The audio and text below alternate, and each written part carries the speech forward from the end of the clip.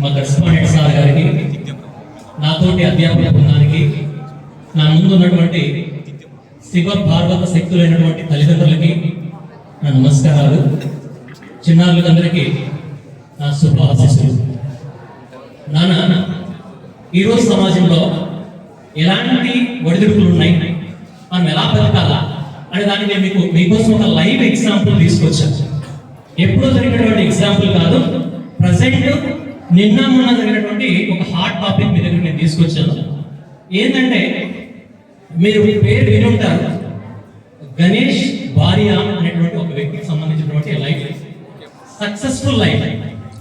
ఇతను పుట్టుకతో defective person. ఏంది ఈయన జీవితం ఏంది, ఎక్కడ పుట్టాడు, ఏం చేశాడు, ఎందుకు ఈయనకి ఇంత ప్రజాదరణ లభించిందని నేను మీకు క్లియర్గా ఎక్స్ప్లెయిన్ చేస్తాను. ఎవరైతే గణేష్ అని చెప్తున్నానో, ఈయన గుజరాత్ రాష్ట్రంలో ఓ మారుమూల ప్రాంతంలో ఒక వ్యవసాయం చేసినటువంటి కుటుంబంలో పుట్టినటువంటి వ్యక్తిని అన్నాడు. ఎలాంటి పుట్టాడంటే, మనము ఎవరిని అవహేళన చేయకూడదు, అది దేవుడిచ్చిన గిఫ్ట్ అనుకోవాలా. ఈయన పుట్టినటువంటి ఆ తల్లిదండ్రులకి ఇతను 8వ సంతానం. ఇతని కంటే ముందు 7 మంది పుట్టారు, 7 మంది కూడా అమ్మాయిలే పుట్టారు. సో 8వ వాడు అబ్బాయి పుట్టాడు. ఆ తల్లిదండ్రి వ్యవసాయం చేసుకుని డబ్బులు సంపాదించడంతో కుటుంబ పోషణ చేయాలి.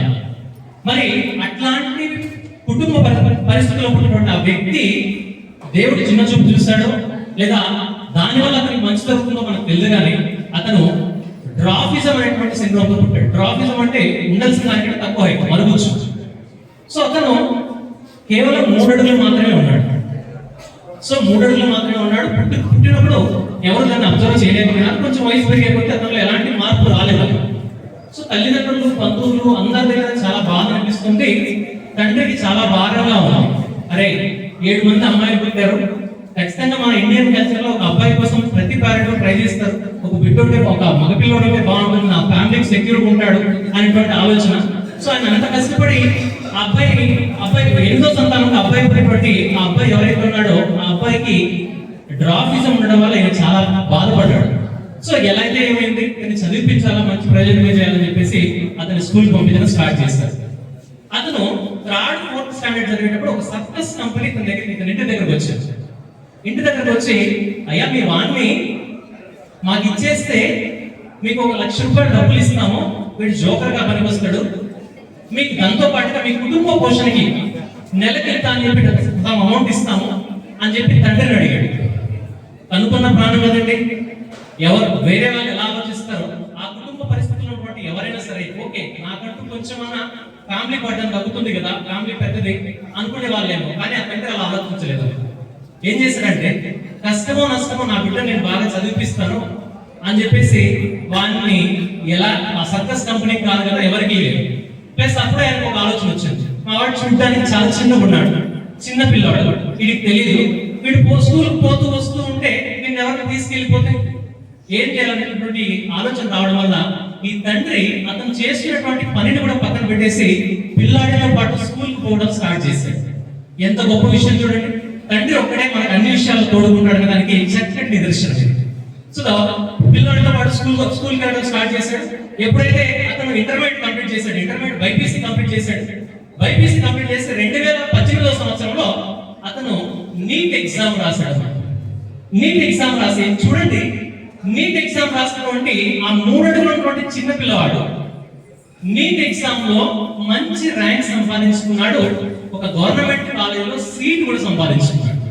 అయితే ఏం జరిగిందంటే, మనకు మెడికల్ కౌన్సిల్ ఆఫ్ ఇండియా ఒక చట్టాన్ని తీసుకొచ్చింది. అరే, నువ్వు ఉండడం 3 అడుగులే ఉన్నావు, ఒక ఎమర్జెన్సీ సిచ్యువేషన్ వచ్చింది, ఒక పేషెంట్ ఐసీయూలో ఉన్నాడు, వానికి నువ్వు కృత్రిమంగా ఊపిరి అందించాలా, వాడు లేదు వాడి హార్ట్ బీట్ పడిపోతుంది, వానికి సిఆర్పీ చేయాలా, ఇవన్నీ నువ్వు చేయలేవు కదా అని చెప్పి అతని సీట్ని రిజెక్ట్ చేసి, పుట్టుకతో నుంచి పడరాని పాట పడినటువంటి వ్యక్తి నాన్న. సో ఇప్పుడు వాస్తవానికి ఏంటంటే, అంత ధననీయమైనటువంటి స్థితిలో, అంత దీనమైనటువంటి స్థితిలో ఉన్నటువంటి ఆ వ్యక్తి వాస్తవానికి ఏం చేసుకోవాలంటే సూసైడ్ చేసుకోవాలి. ఇప్పుడు ఉన్నటువంటి రోజు నేను మాట ఎందుకు చెప్తున్నానంటే, నేను మీకు చిన్న ఎగ్జాంపుల్ ఇస్తున్నానా. భారతదేశంలో ఒక సంవత్సరంలో, నేను ఇది అబ్జర్వ్ చేశాను లేదు, ఒక సంవత్సర కాలంలో లాస్ట్ ఇయర్ లెక్క చూసుకున్నట్లయితే 1,70,000 మంది రకరకాల కారణాల వల్ల సూసైడ్ చేస్తున్నారు. 1,70,000 మనం పర్ డే క్యాలిక్యులేట్ చేస్తే ఒక రోజుకి సుమారుగా 450 నుంచి 470 మంది సూసైడ్ చేసుకుంటున్నారు రకరకాల కారణాల వల్ల. మరి ఈ 3 ఫీట్స్ ఉన్నటువంటి అబ్బాయి ఎంతో కష్టపడి ఎన్నో అవమానాలు పడి తండ్రిని వెంట పెట్టుకొని రాత్రి పౌరులు కష్టపడి చదివి సీట్ సంపాదించుకుంటే ఆ వచ్చిన సీట్ ని క్యాన్సిల్ చేసేసిందంటే ఈయన ఏం చేసుకోవాలి? చూడండి, అతనిలో ఏముంది, మనలో ఏం లేదు. చిన్న కారణాలు, తల్లిదండ్రులు బెదిరించి నేను చనిపోతాను లేదా చేయి కట్ చేసుకుంటా, కుదిరితే నిన్నే కట్ చేస్తారు, ఇటువంటి సమాజంలో బతుకుతున్నాము. సో అతను ఏం చేశారు అంటే, అతను వాళ్ళ టీచర్ యొక్క సలహాతో హైకోర్టులో బిల్ దాఖలు చేశాడు. నేను ఎందుకు చదువుకోకూడదు మెడిసిన్ అని హైకోర్టులో కేసు ఫైల్ చేస్తే ఆ హైకోర్టు ఏం చేస్తుందంటే ఇతని కేసుని విచారించి, సో ఇతనికి ఆపోజిట్ ఎవరైతే లాయర్ ఉన్నారో ఆయన గట్టిగా చెప్పాడు, ఈ 3 అడుగులు ఉన్నటువంటి వ్యక్తి డాక్టర్ అయితే ఎంతో మంది చనిపోతారు అన్నట్టు మాట్లాడారు. సో అప్పుడు ఏం చేసిందంటే హైకోర్టు కూడా ఇతనికి న్యాయం చేయలేక చేతులు ఎత్తేసింది. సో లేదండి, మీకు ఎట్టి పరిస్థితుల్లో ఎంబీబీఎస్ అవ్వడానికి అవకాశం లేదు, వేరే ఫీల్డ్స్ చాలా ఉన్నాయి కదా, దాన్ని ఏదైనా సరే ఎంచుకో అని చెప్పేసి అతనికి సలహా ఇచ్చింది. సో ఇతను చాలా నిరాశపడ్డాడు. కాకపోతే అతని సంకల్ప బలం గొప్పది. సో మళ్ళీ ఏం చేశాడు అంటే మళ్ళీ ఒక గురువు దగ్గరికి వెళ్ళాడు. అతనికి ఎవరైతే +1+2 చెప్పున్నారో ఇంటర్మీడియట్ సెక్టర్ ఎవరైతే టీచ్ చేశారో వాళ్ళ గురువు దగ్గరికి వెళ్ళి, లేదు గురువు గారు, నేను ఖచ్చితంగా మెడిసిన్ కంప్లీట్ చేయాలా, నేను డాక్టర్ గానే బయటకు రావాలా, ఇది నా తండ్రి కళ, దీనికోసం నేను ఏమైనా చేస్తానని చెప్పేసి మళ్ళీ పోయి వాళ్ళ గురువు కాళ్ళ మీద పడ్డాడు. సో మీరు ఇక్కడ గుర్తుపెట్టుకోవాల్సింది ఏంటంటే, కష్టం వచ్చినప్పుడు నాన్న, అవసరం వచ్చినప్పుడు గురువే మనకు తోడు ఉంటాడు. సో ఈ గురువు ఏం చేశారంటే చాలా రీసెర్చ్ చేశాడు, ఇతనికి ఎట్లా న్యాయం చేయాలని చెప్పేసి. ఓకే, హైకోర్టులో ఇతనికి న్యాయం జరగలేదని చెప్పేసి ఇతన్ని తీసుకెళ్లేసి ఏం చేశారంటే నాన్న సుప్రీం కోర్టులో కేసు ఫైల్ చేశారు. 2019లో సుప్రీం కోర్టులో ఇతని తరపున వాదించినటువంటి ఒక న్యాయవాది, డాక్టర్ అంటే ప్రతి చోట ప్రతి హార్ట్ కండిషన్ లోనే ఉండేటువంటి వ్యక్తి కాదు, ఇతని మేధా సంపత్తును మనం నమ్మాలా, అతనికి ఉన్నటువంటి ఆ డ్రాఫిజం ఏదైతే ఉందో దాని గురించి మనం మాట్లాడకూడదు అని చెప్పేసి అతనికి సీట్ ఖచ్చితంగా ఇచ్చేయాలని చెప్పేసి కోర్టులో ఏం చేస్తున్నారంటే కోర్టు మనకి స్టే ఆర్డర్ తీసేసి అతనికి సీట్ ఇవ్వాలని చెప్పేసి ఇతనికి అనుకూలంగా తీర్పు వచ్చింది. సో ఇప్పుడు ఇది ఎంత పెద్ద విషయం అంటే, 3 అడుగులు ఉన్నటువంటి వ్యక్తి ఎంబీబీఎస్ చేయడానికి ఒక గవర్నమెంట్ కాలేజీలో సీట్ సంపాదించుకుని ఫ్రీ సీట్ కాలేజీలోకి ఎంటర్ అవుతున్నాడు. సో వాస్తవానికి ఇక్కడ సీట్ తెచ్చుకున్నాడు కదా, ఇది ఒక రకంగా 50% సక్సెస్ అయితే వాస్తవానికి అసలైన కష్టం ఇప్పుడే ఉంది. ఎందుకు మాట్లాడతానంటే, ఇప్పుడున్న సమాజంలో అన్ని ఉన్నా సరే, కొంచెం నల్లగా ఉన్నాడనో, కొంచెం తెల్లగా ఉన్నాడనో, వెంట్రుకలు తెల్లబడిపోయాడనో, అథవా బొక్కగా ఉన్నాడనో, మాట్లాడటం చక్కగా రావడం లేదనో, ఏదో ఒక కారణంతో పక్కన ఉన్నటువంటి పిల్లవాడిని గేలి చేసినటువంటి పిల్లల యొక్క బ్యాచ్ చాలా మంది ఉంటారు. అలాంటిది ఓ దర్జాగా ఎంబీబీఎస్ మెడిసిన్ చేస్తున్నటువంటి ఒక కాలేజ్ అట్మాస్ఫియర్ లేకి 3 అడుగులు ఉన్నటువంటి పిల్లోడు వైట్ కోట్ వేసుకొని నడుచుకుంటూ పోతుంటే ఎన్ని రకాల అవమానాలను భరించాడో ఒకసారి ఆలోచించండి. సో ప్రతి ఒక్కరు అనుకున్నారంట, ఏమనుకున్నారంటే వీడు వెళ్తున్నాడు కానీ ఏదో కష్టపడి సుప్రీం కోర్టు హైకోర్టు నుంచి స్టే తెచ్చుకొని సీట్ సంపాదించుకొని వెళ్తున్నాడు కానీ వీడు ఎంబీబీఎస్ కంప్లీట్ చేసి వస్తాడా? ఓ పేషెంట్ పైన ప్రాక్టికల్ చేయాలంటే స్ట్రెచర్ ఈ హైట్ ఉంటది, 4 ఫీట్ హైట్ ఉంటది, మనోడు 3 ఫీటే, వీడి పరిస్థితి ఎట్లుంటది అని చాలా మంది గేల్ చేశాడు. సో అతని సంకల్ప బలం ముందు అవన్నీ చిన్నపోయినాయి. సో మంచి వాళ్ళతో స్నేహం చేశారు. సో అతని కోసం ఆ మంచి ఫ్రెండ్స్ అనుకున్న వాళ్ళు ఏం చేస్తారంటే ప్రాక్టికల్ టైంలో అతను ఎత్తుకొని అతని చేతి భుజాలపై ఎత్తుకొని ఆ ప్రాక్టికల్ చేయించారంట. అతని ఇంటర్వ్యూ చూస్తే మనకు నిజంగా బాధేస్తుంది, ఇంత మంచి వాళ్ళు ఉన్నారు. అతని కష్టాన్ని చూసి వాళ్ళ స్టాఫ్ ఎవరైతే ఉన్నారో వాళ్ళ స్ట్రక్చర్ యొక్క హైట్ అతని కోసం మాడిఫై చేసినటువంటి సందర్భాలు ఉన్నాయి. సో మొత్తం మీద ఆయన 2024లో ఆయన కంప్లీట్ చేసుకుని బయటకు వచ్చిన తర్వాత ఈ పోటీ ప్రపంచంలో ఏం చదివినామని కాదు, నాకు చదివిన దానికి ఎంత సార్థకత ఉంది. సో ఇతను ఎంబీబీఎస్ కంప్లీట్ చేసిన తర్వాత ప్రెసెంట్ ఇప్పుడు గుజరాత్ లో ఒక లొకేషన్ లో ఒక గవర్నమెంట్ హాస్పిటల్లో మెడికల్ ఆఫీసర్ గా పోస్టింగ్ సంపాదించుకున్నాడు. ఎవరు? 3 ఫీట్స్ ఉన్నటువంటి వ్యక్తి, 3 అడుగులు ఉన్నటువంటి వ్యక్తి ఒక గవర్నమెంట్ హాస్పిటల్లో మెడికల్ ఆఫీసర్ గా ఉన్నాడు. ఇందులో ఎంత గొప్ప విషయం అంటే, ఈ 3 అడుగులు ఉన్నటువంటి వ్యక్తి సూసైడ్ చేసుకోవడానికి ఆలోచించలేదు, తల్లిదండ్రులకు భారంగా పెట్టలేదు, అర్థమవుతున్న గురువులు ఇబ్బంది పెట్టలేదు, వీళ్ళు ముగ్గురు అతనికి తోడుకున్నారు. ఇప్పుడు అతను చేసినటువంటి సక్సెస్ ఏంటంటే భారతదేశంలో కాదు, గుజరాత్ లో కాదు, యావత్ ప్రపంచంలోనే షార్టెస్ట్ క్యూటెస్ట్ డాక్టర్. అర్థమవుతున్నా ప్రెసెంట్ గుజరాత్ లో ఒక మెడికల్ ఆఫీసర్ ఉన్నాడు. ఇది మీకు ఎందుకు చెప్తున్నానంటే ఎగ్జామ్స్ అంటే భయం, తల్లిదండ్రులు అంటే భయం, అర్థమవుతున్న లెక్చరర్స్ అంటే భయం, ఇట్లాంటి భయాలు మీరు పాల్గొనాలి. నేను మీకు చిన్న ఎగ్జాంపుల్ చెప్తాను. యాక్చువల్లీ నిజానికి మన పైన కోప్పడేటువంటి హక్కు తల్లిదండ్రులకు కానీ గురువుకి కానీ ఉందా లేదా? ఉంటే ఇది ఎంతవరకు ఉంది? మీకు చిన్న ఎగ్జాంపుల్ చెప్తాను. అమ్మ నిజంగా తల్లి ఎవరు తండ్రి ఎవరైనా పక్కన పెడితే నేను మీకు ఇప్పుడు ఒక ఇద్దరు వ్యక్తులను పరిచయం చేస్తాను. ఎవరు ఇద్దరు వ్యక్తులు? Mummy daddy. ఇచ్చింది సార్, నేను పిలిస్తే నాకు పట్టొచ్చిన వాళ్ళు, నువ్వు కొత్తగా నాకు పరిచయం చేస్తావు. ఎస్, నీకు తెలిసిన వాళ్ళే. నిజంగా వాళ్ళు మమ్మీ డాడీ అవ్వడానికి ఎంత కష్టపడ్డారో, ఎలాంటి హార్డ్ సిచ్యువేషన్స్ ఫేస్ చేస్తారో నేను మీకు చెప్తాను, వినండి. వాస్తవానికి మనం రొటీన్ లో ఒక సినిమా డైలాగ్ ఏంటంటాం, అరే జీతమే లేనటువంటి ఒక బానిసరా తల్లి అంటే, భార్య అంటే, ఆడదంటే. కరెక్టే. మరి జీతం లేనటువంటి ఒక బానిస. మీకు ఒక విషయం చెప్పను, మీరంతా ఎట్లా కూర్చొని ఉన్నారు తల్లి? ఒక 20 సంవత్సరాల ముందు, ఒక 25 years ముందు మన తల్లిదండ్రులు కూడా ఇట్లా కూర్చున్న వాళ్ళే, చాలా గొప్పగా ఆశ పెట్టుకున్న వాళ్ళే.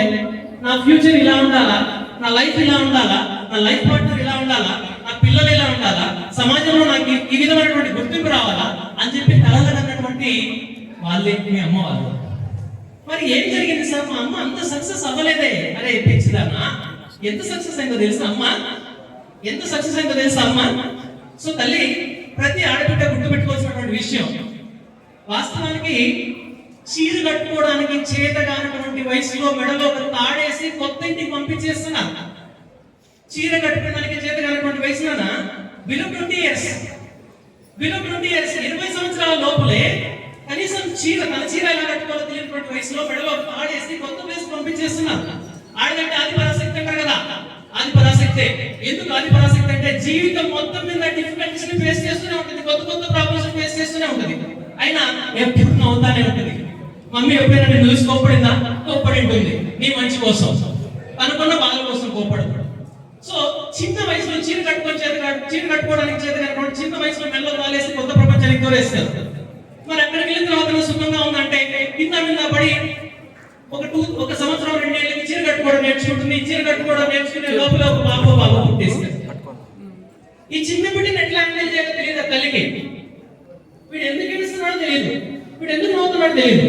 సరే ఎలాగో ఫ్యామిలీతో అడ్జస్ట్ అయ్యి మీకు చిన్నగా కొంచెం పెద్ద చేసుకుందామనే లోపల ఏమవుతుందంటే భర్త, ఫ్యామిలీ బర్డన్స్ ఇవన్నీ వస్తాయి. మీకు తెలుసా, ప్రపంచంలోనే వైఫ్ అండ్ హస్బెండ్ తల్లి తండ్రిని ఎక్కువ సార్లు బాధ పెట్టినటువంటి వ్యక్తులు ఎవరు తెలుసా? మనమే. పిల్లలు ఎందుకు బాధ పెడుతున్నాం, ఎలా బాధ పెడుతున్నాం మీకు చిన్న ఎగ్జాంపుల్ చెప్తాను. తల్లి గురించి మాట్లాడుతున్నాం కదా, అమ్మ ప్రతిరోజు ప్రతి నిమిషం అనుకునేదేమో, ప్రతి సెకండ్ టార్గెట్ లైఫ్ అమ్మ. గబగబా మనకంటే ముందు 5:30 5 నిద్ర లేస్తుంది. ఆమె టెన్షన్, ఆఫీస్కి పోయి ఆయన కరెక్ట్ గా టైం అన్ని సమకూర్చకపోతే ఆయన కోప్పడతాడు, కాదు పోతాడు, టిఫిన్ చేయకుండా పోతాడు, అక్కడికే కాదు పోతాడంటే సాయంత్రం వచ్చి నాకు మాట్లాడతాడు. అమ్మకి అంత తెలిసిన విషయం మీకు అంత కరెక్ట్ గా ఎట్లా తెలుస్తారంటే నేను కూడా ఆ స్టేజ్ లో ఉన్నానే, అర్థమవుతుందా? సో నెక్స్ట్ సరే ఎట్లాగో అతన్ని పంపించేశారు. నెక్స్ట్ పిల్లల గురించి చాలా దిగులు మా తల్లికి. ఈ తల్లి పిల్లల విషయంలో వీళ్ళకి టయానికి క్యారియర్ ఇచ్చి పంపించాలి. క్యారియర్ ఇచ్చి పంపించకపోతే ఒక టార్గెట్ ఆమె, అదొక టెన్షన్. అదే తింటాడో తినేటప్పుడు కూడా ఒక మెనూ ఇస్తారు. పలానా వంట చేయమంటావా? ఎందుకంటే చేసిన వాడు తినంటే బాధ. సో అది ఏంటంటే కనుక్కొని ఏం తింటుందో తిందో పక్కన పెట్టేసి వాడు తినేటువంటి తిండిని వండి అది పంపిస్తుంది. ఓకే, సో ఇన్ని చేస్తుంది కదా, ఇన్ని చేసి పంపిస్తుంది. ఇన్ని చేసి పంపించినటువంటి ఆ తల్లి ఎంత నాకేతం పంపిస్తుందంటే పిల్లోడు చేసే ప్రతి తప్పులకి తండ్రి వచ్చి తల్లినే కోసం చేస్తాడు. ఇంత బాధపడుతుంది. నెక్స్ట్ సో ఇక్కడ తండ్రి గురించి మాట్లాడితే తండ్రి విషయం ఎట్లాంటిదంటే తల్లికి ఒకటి ఎలా చెప్పాను, జీతం లేని జీతగాడు. మరి తండ్రి ఎలాంటి అంటే అన్ని ఉన్న ఏమి బికారి. ఎందుకు మాట్లాడుతున్నానంటే అన్ని ఉన్నప్పటికీ కూడా తన కోసం అంటూ ఏమీ చేసుకోనటువంటి వ్యక్తి తండ్రి నాన్న. ఎంతసేపు ఫ్యామిలీ కోసం, పిల్లల కోసం, ఆయన తల్లిదండ్రుల కోసం కష్టపడేటువంటి ఒక సంఘజీవి. సో మరి ఇంత కష్టం చేస్తున్నటువంటి తల్లిదండ్రులు ఎవరైతే ఉన్నారో వీళ్ళు మనం ఒక మాట అంటే తప్ప, ఎట్టి పరిస్థితుల్లో తప్పు కాదు నాన్న. మీరు లైఫ్ లాంగ్ గుర్తుపెట్టుకోండి, మనం జీవితంలో బాగుపడాలంటే తల్లి తండ్రికి, గురువుకి ఎప్పుడైతే మనం వాల్యూ ఇస్తామో అప్పుడే మన లైఫ్ బాగుంటుంది. ఫైనల్ గా నేను మీకు ఒక చిన్న కన్క్లూజన్ ఇస్తాను. పేరెంట్స్ ఉన్నారు కాబట్టి పేరెంట్స్ ముందే చెప్తున్నాను సార్, మన పిల్లలు బాగుపడాలంటే ఖచ్చితంగా మన చేతుల్లోనే ఉంది సార్. ఒక పెద్ద చెట్టు ఉంది, ఈ చెట్టు చాలా స్ట్రాంగ్ ఉంటుంది. ఎంత స్ట్రాంగ్ ఉన్నా సరే కాలానుగుణంగా ఆకులు, పువ్వులు, కాయలు ఆడుకుంటది. అట్లనే మన పిల్లోళ్ళలో కావచ్చు, మన కుటుంబంలో కావచ్చు చిన్న చిన్న ఒడిదుడుకులు వస్తాయి, చిన్న చిన్న సమస్యలు వస్తాయి. వచ్చినప్పుడు వాడు తడబడేటట్టు కాదు, నిలబడేటట్టు చేయాలి సార్.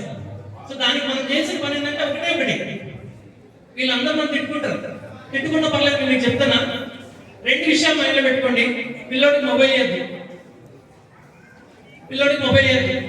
సెకండ్ విషయం ఏంటంటే పనికిరాని ఫ్రెండ్స్ ఉంటే కట్ చేయండి సార్. 2 అసంభవం సార్. వాడు ఫోన్ ఇవ్వకపోతే సాయంత్రం ఇంటికి రాడు. అర్థమవుతుందా తల్లి?